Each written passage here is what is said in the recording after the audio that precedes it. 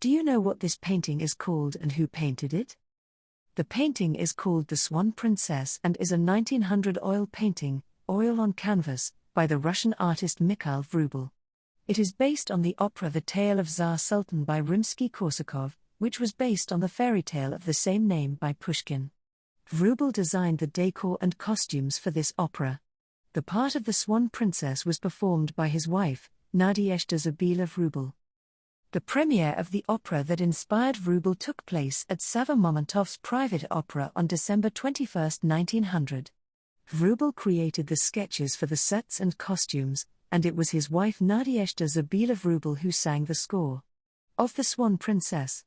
According to his contemporaries, his voice was of an incomparable lightness, of a great sweetness, very expressive and colorful, but always calm, and his gaze. Is it possible to have seen it only once and not have been seduced for life? Her big eyes, that captivating feminine smile that invites and questions. And that slender, supple figure, Mikhail Gnessin.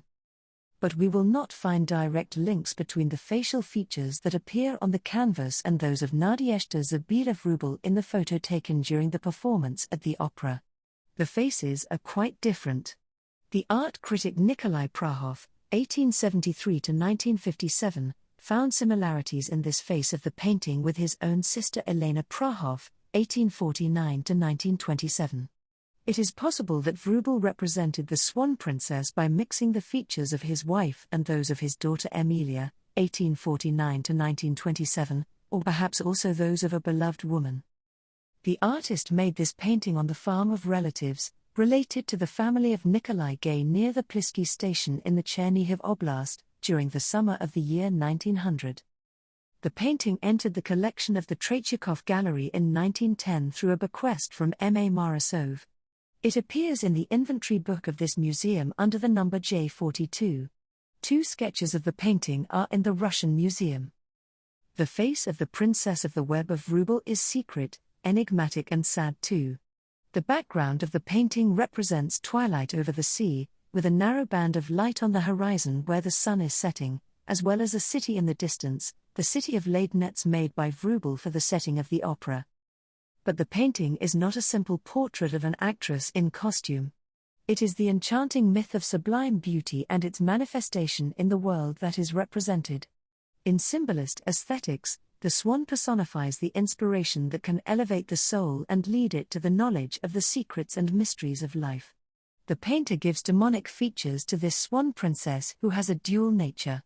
The swan in fact embodies 2 elements, one cold and dark like the water of the lake, the other clear and luminous like the sky towards which it is flying.